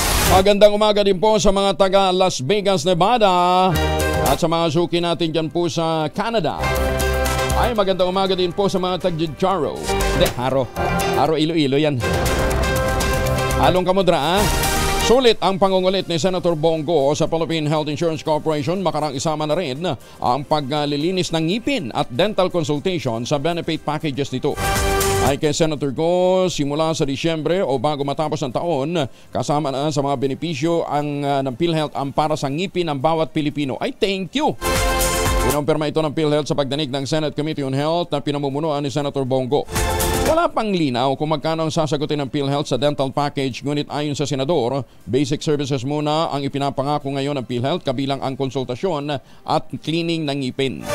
Para kasama pati pasta. Sa hearing, tinanong ni Mr. Malasakit sa PhilHealth kung pwedeng sagutin na rin ang pustiso ng mga mahihirap na Pilipino bukod pa sa linis ngipin. Kasabay nito, nanawagan din sa publiko si Senator Go na huwag pumayag na hanggang pangako lamang ang gawin ng PhilHealth. Samahan siya sa pagbabantay hanggang sa maipatupad ang nasabing pangako. Huwag nyo na pong tagalan. Bilisan nyo na po. Nagkaroon na tayo ng third hearing dito. Wala pa kayong ginagawang pagbabago sa PhilHealth. Puro kayo pag-aaralan ko, we will study. Andyan yung pondo eh. Buti sana ko wala kayong pondo. Yes, balik nyo sa tao, balik nyo sa mga mahirap. 29 na makalipas po ang alas 5 ng umaga. Oras na para tayo po'y mag-ultabayo. Pero sabi ho ng mga dalubhasa, anytime po pwede kang mag-take. Pero pinakamaganda, 1 oras bago matulog, 2 kapsula ng ultabayo para ma-achieve natin yung fullest benefit. Ang ultabayo ay postbiotic food supplement na with Lactococcus lactostane plasma Ito po ay sumailalim sa mahabang clinical trial dyan po sa Japan. Ang bawat kapsula po ng Ultamayo ay nagtataglay ng 50 billion cells ng Lactococcus lactis strain plasma. Kaya pagpasok po ng postbiotic ng Ultamayo sa katawan, ina-activate po nito yung pong commander ng ating immune system, yung plasmacytoid dendritic cell. At yung po nagtataboy ng 4 na uri ho ng mababagsik na toxin sa ating katawan. Kaya napapalakas ho nito, napapanumbalik ang ating malakas na immunity sa iba't iba pong mga karamdaman. Ayan, ha? Kaya lalo sa mga teenager, ha? Malaking tulong po ito doon sa mga nagpupuyat, napapagod, na-stress, ba? Malaking tulong po ito para wag daw ho kayong magkaroon ng sangkaterbang tigyawat. Para pagkagising ho ninyo, in the mood pa rin ho kayo. Maganda pa rin ho ang inyong mood sa pagharap ho sa panibagong hamon. Ayan, ha? Ang Ultamayo po ay rekomendado ng mga doktor rehistrado sa Food and Drug Administration, halal certified. Available po ito sa Lazada at Shopee. Siguraduhin lamang po ninyo na galing po ito sa Theoxis Health Ventures. Makipag-ugnayan po kayo, mag-text lamang po ng inyong mga health concerns sa 0917-110-6580. Ayan, ulitin natin, ha? 0917-110-6580 para po sa inyong mga medical concerns. Available din po ito sa Mercury Drug, Amesco Drug, Pasmed Pharmacy, John's Pharmacy at Curamed. Ang mahalagang paalala ng Ultamayo, hindi gamot at hindi dapat gamitin panggamot sa anumang uri ng sakit. Magandang umaga, Pilipinas! 41 na makalipas ang alas 5 ng umaga. Magandang umaga din po sa mga taga Shuttle, Washington. Kumusta na po kayo, ha? Sabi ni Gary Cabrera, watching. Ang pamilya Di Malibot at saka ang Cabrera family. Magandang umaga po sa inyo dyan sa Shuttle. Kararating ko lang dito sa Romblon, Baya, Batangas, Maalon. Yan po naman ang report ni Mayor Guard Montojo. Yan po sa Romblon. Oportunidad sa agrikultura, turismo dapat malawakin ayon sa Trabaho Party List. Report yan mula kay Edniel Parosa, RH52. Edniel. Suportado ng Trabaho Party List sa mga hakbang ni Pangulong Bongbong Marcos na mapalakas sa mga Pilipinong magsasaka sa pamamagitan ng pagbura ng kanilang kautangan at paghandog ng iba't ibang tulong pinansyal at makinarya. Nitong ipinagdiwang ni Pangulong BBM ang kanyang ika-67 kaarawan, inihandog niya ang pagbura ng utang ng halos 6,000 magsasaka, bagay na tinutukan niya para mapalakas umano ang sektor ng agrikultura ng bansa. Ayon sa Trabaho Party List, layunin ng hakbang ng presidente na mapagaan ang kanilang pasanin at mapalakas ang sektor. Dagdag ng Trabaho Party List, maaaring tutukan ng pamahalaan ng pag-invest sa iba't ibang sektor na maaaring sumuporta sa agrikultura gaya na lamang ang turismo. Sa posibleng panukala ng Trabaho Party List, maaaring palaguin ng pamahalaan ng farm tourism, bagay na maaaring makapagbukas ng mas maraming trabaho at oportunidad sa nasabing sektor maging sa turismo. Giit ng grupo, kasama sa mga prioridad ng pamahalaan ay ang mapalakas ang dalawang sektor, kaya't nararapat lamang na bumuo ng planong pabor sa mga Pilipinong manggagawa. Bukod dito, malaking tulong din umano ang paghandog ng non-wage benefits sa mga manggagawa sa travel and tourism sector, isang panukalang isusulong ng Trabaho Party List sa Kongreso para sa lahat ng sektor. Ito si Edniel Parrosa, nag-uulat para sa DZRH. Una sa Pilipinas, una sa Pilipino. Maraming salamat, Edniel. Magandang umaga, Pilipinas! At para ho, meron din ho tayong dagdag na puhunan. Kung nagmabalak ho kayong magnegosyo, 5,000 na ang naghihintay na premyo sa Mahiwagang Tunog. Mahiwagang Tunog!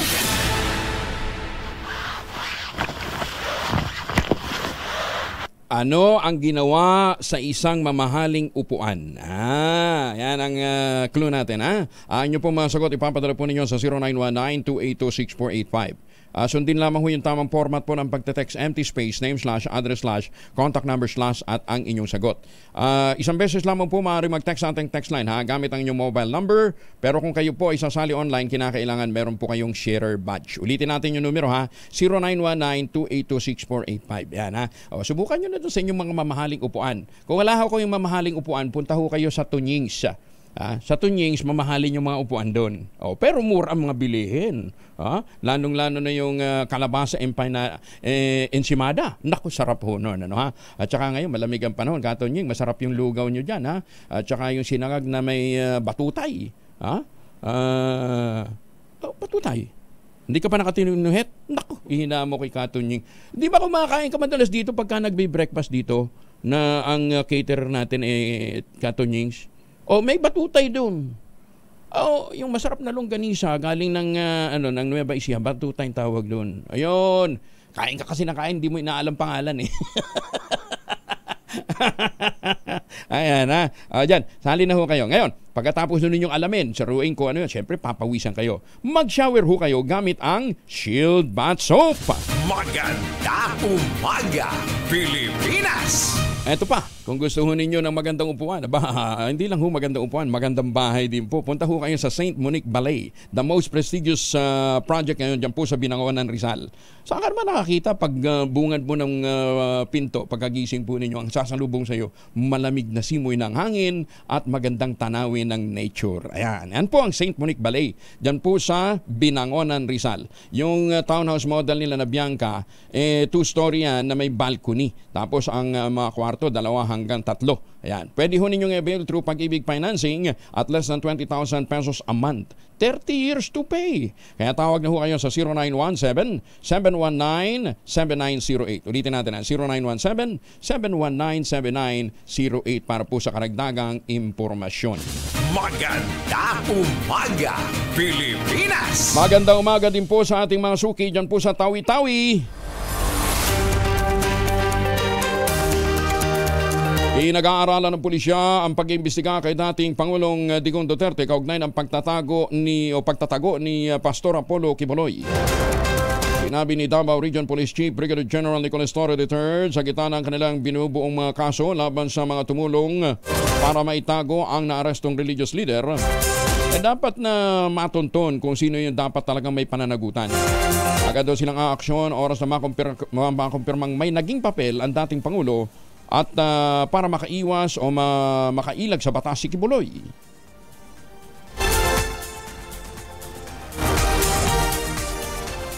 He is actually the complainant being the administrator. So de facto, sinabi niya na siya ang administrador at tinitingnan natin. Kasi kung totoo yung may papel na lalabas yun na during the time wanted na si Quiboloy, malaking sakit ng ulo ang abutin niya ron dahil inaamin niya na nag-meet sila, hindi naman pwede magkaroon ng jurat na in-absensya ang tao. So, ibig sabihin, kaharap niya yung abogado at nagkaroon sila ng mga ganong kaharap niya si Quiboloy at ang abogado sa kanyang kontrata regarding sa pagiging administrador. So, tinitingnan din namin kung ilalabas na ganong anggulo si former president at we'll act accordingly based on the information as they come in. May buntag sa mga taga-Bayugan City o mga tama ng pwesto ng Pilipinas sa United Nations Global Cybersecurity Index ngayong taon. Sa ulat ng UN, mula ika-61 noong 2020, umakyat ito sa ika-53. O katambas ito ng 93.49 points mula sa 77 points noong 2020. Dahil dito, nasa 1.51 points na umano ang agwat ng Pilipinas para makasama sa Tier 1, kung saan kabilang ang mga bansa na mayroong mahuhusay na cybersecurity law, technology organization, training at international cooperation. Congratulations nga pala sa Jollibee ha. Mantakin ho ninyo. Ang Jollibee pala may ganyan na karaming mga branches all over the world. Ano ha? At siya na patunay na meron hong global brand na nadidevelop po talaga. Vietnam, may after ng Pilipinas, sa Vietnam may napakarami tayong branches ngayon ng PNB. Maganda umaga, Pilipinas! At alam mo nyo, dapat talaga nagkakasundo ang mga Pinoy. Bakit ho kanyo? Noong 2006, alam ba ninyo nakasama ang Pilipinas sa top 10 na may pinakamabibigat na pinamakapangyarihang passport? Noong 2007, pang ilan tayo? Yan, basta nasa top 10, pang siyam. Nitong 2024, ala na. Ala tayo sa listahan ng 2024 ng most powerful passports. Noong 2007, pang siyam. Pasok din ang Jollibee sa 13 companies sa Pilipinas na nasa Times 2024 Best Companies. Sabi ni Malu Cabral. Maganda umaga, Pilipinas! 6 na minuto na lamang bago po mag-8 na umaga. Pilipinas! Maganda umaga kay Mayor Sen Mendoza ng Talisay, Batangas. Justice Max De Leon ng Court of Appeals, kumusta na ho kayo? And congratulations po sa lahat ng mga natin ha, mga bagong pasang, mga katatapos pa lamang mag-bar exam. Congratulate din po kayo ni Mayor Hani Lacuna ha. Kasi nga naman nung makailan lang yung mga lawyers ho naman, yung mga membro po ng IBP, nagbigay din ho ng mga computer sets dyan po sa lungsod ho ng Maynila. Congratulations ho sa lahat ho ng mga magiging abogado. Ang paalala ho sa inyo ni Mayor Hani, maglingkod ng tapat sa bayan. Maaaring maging susi sa pagpapaunlad ng science facility sa Pampanga ang laban ng isang estudyante na nakamit ang panalo sa isang prestigious competition sa larangan po ng science. Ito ay matapos makalusot sa top 30 ng Breakthrough Junior Challenge si Rafael Raagas, isang graduate ng Philippine Science High School, Central Luzon. Alok ng naturang kompetisyon ang premyong 250,000 pesos na scholarship sa anumang mapipiling universidad, $50,000 na para naman sa pipiliing guro at $100,000 na science laboratory sa paaralan ng magwawagi. Ayon kay Raagas, sakaling manalo siya, magiging malaking tulong ang bagong laboratorio hindi lamang sa kanilang paaralan, kundi sa lahat ng mga estudyante sa Region 3. Congratulations! E di paano po, paalam na ho tayo. Maraming salamat sa inyo walang sawang pagsubaybay, pakikinig at pagtitiwala. Magtanim ng kawayan para sa kalikasan at kabuhayan. Ang ating quote of the day ngayong araw nito ay mula po kay George Bernard Shaw, isa pong kilalang Irish writer at critic. Civilization is a disease produced by the practice of building societies with rotten material. Kasama ba tayo dyan? Mag-isip-isip. Magandang umaga, Pilipinas! Aces na umaga.